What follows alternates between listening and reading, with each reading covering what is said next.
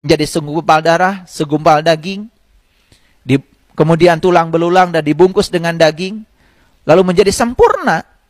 Setelah sempurna tubuh ini, baru Allah mengatakan, aku tiupkan ruhku. Jadi yang ditiupkan Allah kepada diri kita itu bukan ruh kita, tapi ruhku. Ruhnya Allah. Jadi apa ruh itu? Kan ruh itu bagian dari dirinya Allah, ya, yang ditiupkan kepada kita. Percikan dari dirinya Allah.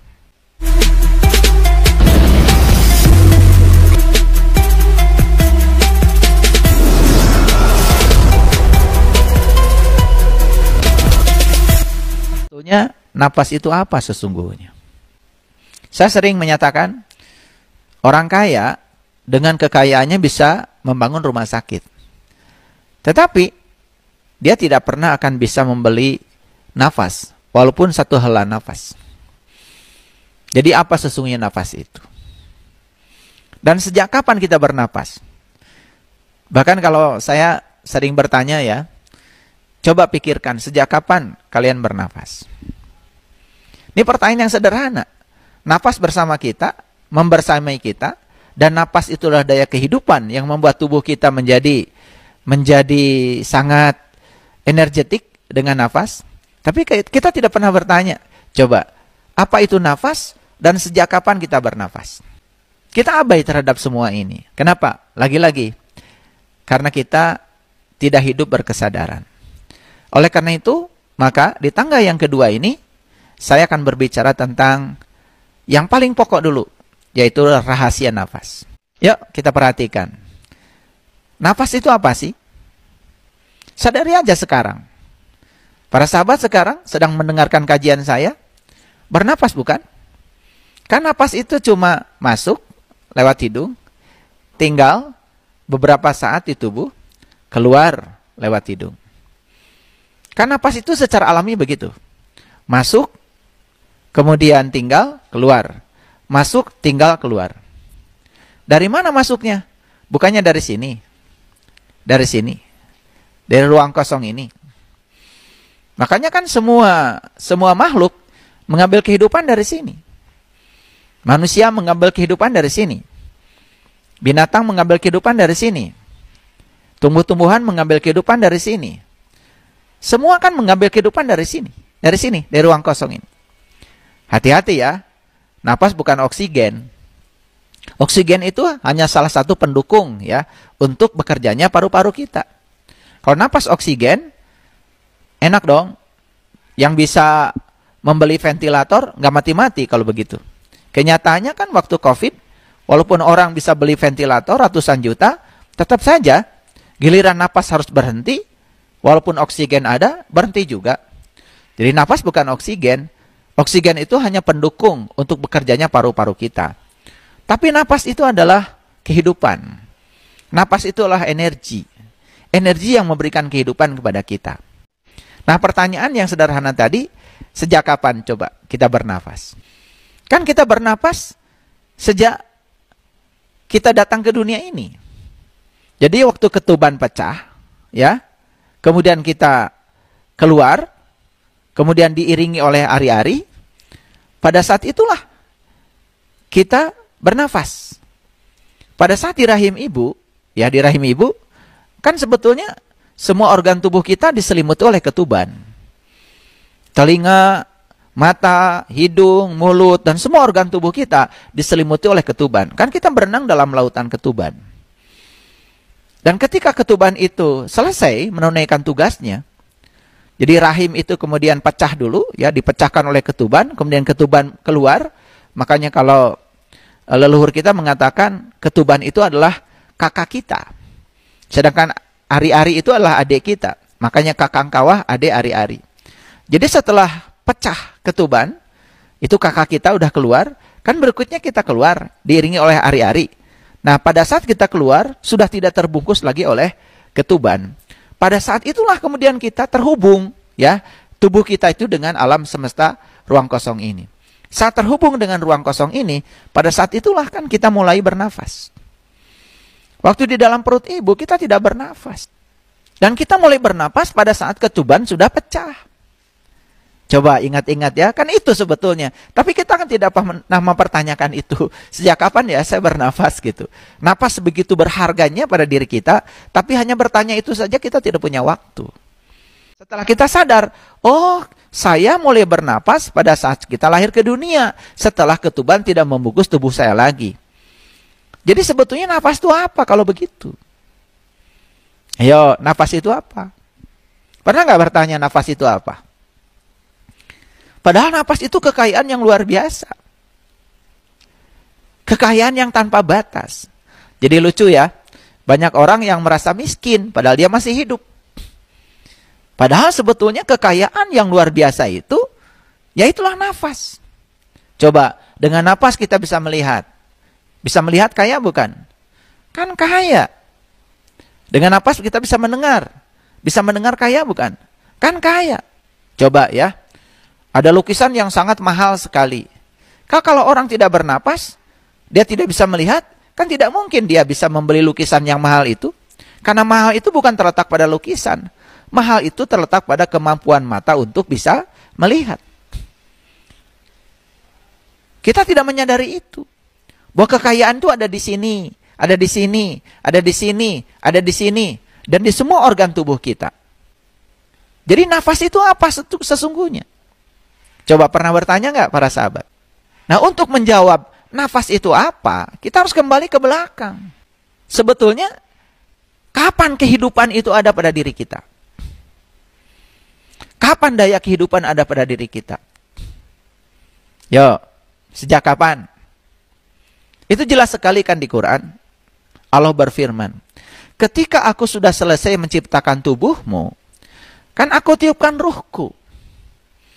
Jadi setelah Allah menciptakan tubuh ya, dari setetes air menjadi segumpal darah, segumpal daging, kemudian tulang belulang dan dibungkus dengan daging, lalu menjadi sempurna. Setelah sempurna tubuh ini, baru Allah mengatakan aku tiupkan ruhku. Jadi yang ditiupkan Allah kepada diri kita itu bukan ruh kita, tapi ruhku. Ruhnya Allah. Jadi apa ruh itu? Kan ruh itu bagian dari dirinya Allah, ya, yang ditiupkan kepada kita. Percikan dari dirinya Allah. Jadi kalau Allah itu adalah lautan yang tanpa batas, ya kira-kira kita ini adalah satu tetes. Ya, jadi sebetulnya tetes kehidupan yang diberikan kepada kita itu adalah pinjaman kehidupan yang diberikan sementara waktu kepada kita. Itulah daya kehidupan. Tapi saat kita di rahim ibu, ya, daya kehidupan ini ya tersendiri. Jadi sebetulnya ya, yang disebut dengan daya kehidupan yang namanya ruhku itu kan bagian dari dirinya dia yang dipinjamkan kepada kita. Nah, setelah kita datang ke dunia ini ya, kemudian tidak tertutup oleh ketuban, saat itulah kita bernafas. Jadi nafas itu apa? Nafas itu adalah penghubung antara ya, ruh. Istilah ruh itu adalah bagian dari dirinya yang ditiupkan ke dalam tubuh, penghubung antara ruh yang ada dalam diri kita dengan semesta yang tanpa batas ini. Makanya coba perhatikan, kan nafas itu dari sini masuk ke dalam, tinggal sebentar, keluar. Dari sini masuk lagi ke dalam, tinggal sebentar, kemudian keluar. Dan suatu saat kita tidak akan bisa lagi, ya, tidak akan bisa lagi, ya, bernafas tepat pada saat kita sudah menghembuskan napas yang terakhir. Itu yang disebut dengan kematian. Kemana coba napas berhembus yang terakhir? Kan ke sini. Jadi apa sesungguhnya ini itu? Apa sesungguhnya ini itu? Nah, itu yang tidak pernah juga dipertanyakan oleh kita. Karena kita hidup tidak berkesadaran. Apa sesungguhnya ini? Kan ini adalah ruang kehidupan. Persis seperti ikan hidup di samudra. Ikan hidup di samudra kan mendapatkan kehidupan dari samudra. Nah, itulah ikan, bodohnya ikan. Dia mendapatkan kehidupan dari samudra, tapi dia masih tetap saja mempertanyakan di mana samudra. Padahal dia setiap saat mendapatkan kehidupan dari samudra, tapi masih mempertanyakan samudra. Sama seperti manusia, masih bertanya, ya, di mana dia? Padahal dia sekarang sedang memberikan kehidupan kepada kita. Dia bersama kita, dia meliputi kita. Bahkan dia sedang mengizinkan kehidupan itu masuk ke dalam diri kita. Wujudnya adalah napas yang ada dalam diri kita. Jadi sekali lagi, apa itu nafas? Nafas adalah penghubung antara ruhku yang ada dalam diri kita dengan semesta yang tanpa batas ini. Jadi sebetulnya nafas itu adalah penghubung. Makanya nafas itu kerjanya ya masuk, tinggal keluar. Masuk, tinggal keluar. Masuk, tinggal keluar. Bagaimana ya? Allah itu mengatakan dirinya maha tahu. Bagaimana Allah itu mengetahui semua yang kita ucapkan atau yang terpendam di dalam diri kita? Kan Allah mengatakan, apa yang kamu rahasiakan aku tahu. Apa yang kamu katakan juga aku tahu. Bagaimana dia itu menjadi maha tahu terhadap semua yang ada dalam diri kita? Yo, itu kan sebetulnya nafas. Ketika nafas masuk, hati-hati. Masuknya nafas itu akan merekam semua yang terjadi di ruang cipta rasa yang ada dalam diri kita. Di ruang cipta, di ruang rasa. Cipta berhubungan dengan pikiran, rasa berhubungan dengan perasaan. Nah, semua yang sedang terjadi di ruang cipta rasa itu, kan sebetulnya itu direkam pada saat napas masuk. Nah, ketika napas keluar, semua yang ada di ruang cipta rasa itu kemudian dibawa ke dalam kehidupan. Dan itu yang akan menjadi realitas. Tergantung kekuatan dari cipta, kekuatan dari rasa. Ketika cipta dan rasa ini berpadu, ya, membangun satu kekuatan, membangun satu koherensi, itu yang akan menjadi realitas.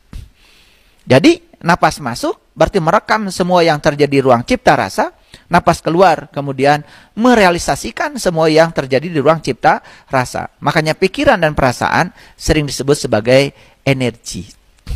Kalau energi pasti frekuensi. Kalau frekuensi pasti vibrasi. Luar biasa bukan? Oleh karena itu, orang yang sadar dengan nafasnya, tidak mungkin ya dia menciptakan di ruang ciptanya yang buruk. Tidak mungkin merasakan yang buruk. Karena apa? Semua yang buruk di ruang cipta dan di ruang rasa akan dibawa menjadi realita. Makanya kalau kita ingin realitas kehidupan itu seperti yang kita mau, mendapatkan yang kita ingin, mendapatkan yang kita cintai, mendapatkan yang positif, mendapatkan yang berkah, maka hati-hati. Ya, karena napas itu, kalau kita mau jujur, orang melakukan kebaikan bernafas. Orang melakukan keburukan juga bernafas. Tidak ada, ya, tidak ada pemilahan di situ. Dia melakukan kebaikan bernapas, melakukan keburukan juga bernapas. Oleh karena itu maka terlalu banyak ya yang harus kita pertanggungjawabkan di ruang kehidupan ini yang dicipta oleh pikiran dan perasaan kita. Karena apa? Karena setiap yang terjadi di ruang cipta dan rasa ini kemudian direkam oleh napas kita dan dibawa ke ruang kehidupan. Dan itu yang akan menjadi realitas. Bagaimana coba sekarang kalau orang bisa mengolah nafas, memberdayakan nafas? Makanya ya orang ingin sehat mengolah nafas. Orang ingin tenang mengolah nafas. Orang ingin hadir di sini saat ini sekarang kan juga berfokus pada nafas. Makanya kalau kita latihan untuk tenang, kan itu ada yang disebut dengan mindfulness. Apa sih mindfulness? Mindfulness itu hanya memfokuskan pikiran pada nafas. Jadi tarik nafas dengan hitungan 4. 1, 2, 3, 4. Jadi saat tarik nafas itu jangan buru-buru. Ya, tarik nafas seperti ini. 1, 2, 3, 4. Kemudian tahan nafas. Ya, tahan nafasnya itu hitungannya 7. Jadi tahan nafas 1, 2, 3, 4, 5, 6, 7. Kemudian buang nafas hitungannya 9. Ya, buang nafas lebih lambat lagi. Jadi ketika tarik nafas 4, hitungannya tahan nafas 7, buang nafas 9. Apa yang terjadi? Kita selalu punya restan. Kita selalu punya resultan. Punya sisa. Oleh karena itu maka orang yang mindfulness ya sering ya olah napas seperti itu dengan rumus 479, apa yang terjadi? Kesadarannya meningkat. Kesadarannya meningkat. Terutama kesadaran tentang kehadiran nafas. Apa sesungguhnya nafas itu? Bukankah nafas itu adalah bukti kehadiran sang hidup yang ada dalam diri kita? Bukankah nafas itu adalah bukti kehadiran sang hidup yang ada pada diri kita? Jadi kita masih mempertanyakan di mana dia. Padahal dia sudah berkali-kali mengatakan, aku bersama kamu, aku bersama kamu. Dan aku lebih dekat kepada kamu daripada urat nadi lehermu. Bukankah dia mewujud? Sebetulnya, indikasi kehadiran dia dalam diri kita, itu adalah nafas. Nah, dengan nafas, mata kita bisa melihat. Dengan nafas, telinga kita bisa mendengar. Dengan nafas, kita bisa mencicipi seluruh makanan yang kita santap. Dengan nafas, kaki kita bisa berjalan. Dengan nafas, sekarang saya bisa bicara. Dengan nafas, saya bisa berpikir. Bukankah semua daya itu sebetulnya bisa bekerja dalam tubuh saya? Itu karena apa? Karena kehadiran nafas. Kesadaran yang harus kita bangun apa? Sederhana. Coba sekarang di tangga yang kedua ini, kita sadari saja kehadiran dia lewat nafas. Nyata sekali kok. Makanya ketika kita punya waktu seperti ini, duduk rileks, cobalah ya. Ketika pikiran ini sedang lari kemana-mana, lari ke masa lalu, lari ke masa depan, coba duduk tenang para sahabat. Duduk tenang aja. Duduk tenang, pejamkan mata, lalu fokuskan pikiran kepada nafas. Fokuskan pikiran ke ujung batang hidung, tempat keluar masuknya nafas. Ketika kita memfokuskan pikiran pada nafas, coba rasakan. Pikiran kita langsung diam. Tidak loncat ke masa lalu, tidak loncat ke masa depan. Hadir di sini, saat ini, sekarang. Nah, dengan demikian, maka kesadaran kita akan meningkat. Sesederhana itu melatih kesadaran. Sesederhana itu latihan kesadaran. Itu yang disebut dengan mindfulness. Coba sering-sering melakukan itu. Sehingga kita akan semakin sering hadir di sini, saat ini, sekarang. Sebetulnya ya, kekacauan hidup kita itu karena apa? Karena kita terlalu memberi sedikit waktu untuk berkunjung ke saat ini.